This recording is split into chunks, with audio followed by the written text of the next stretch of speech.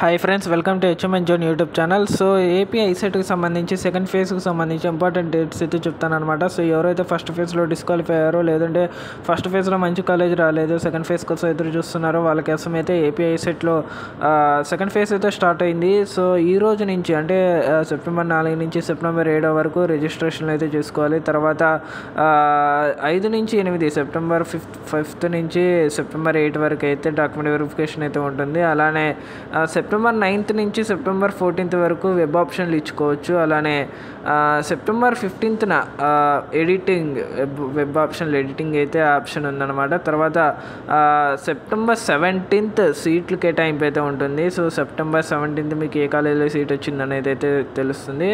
So తర్వాత September 21 లోగా మీరైతే మీకు వచ్చిన కాలేజీలో మీరైతే జాయిన్ అయిపోవడం జరుగుతుంది. సో మళ్ళీ ఒకసారి చెప్తున్నాను, registration up to September 7th లోపు మీరు రిజిస్ట్రేషన్ అయితే అవ్వాలి. సో సెప్టెంబర్ 5 నుంచి సెప్టెంబర్ 8 వరకు డాక్యుమెంట్ వెరిఫికేషను, సెప్టెంబర్ 9 నుంచి సెప్టెంబర్ 14th వరకు వెబ్ ఆప్షన్లు, అలానే వెబ్ ఆప్షన్లు ఎడిటింగ్కి సెప్టెంబర్ 15th ఒక్కరోజు ఛాన్స్ అయితే ఇచ్చారు. అలానే సెప్టెంబర్ 17th మీకైతే కాలేజ్ అలాట్మెంట్ అయితే అవుతుంది.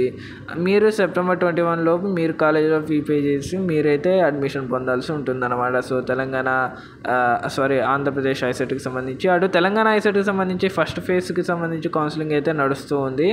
సో వీటికి సంబంధించి ఎలాంటి డౌట్లు ఉన్నా కింద కామెంట్ సెక్షన్లో అయితే కామెంట్ చేయండి. నేనైతే రిప్లై ఇవ్వడానికి మ్యాక్సిమం ట్రై చేస్తాను.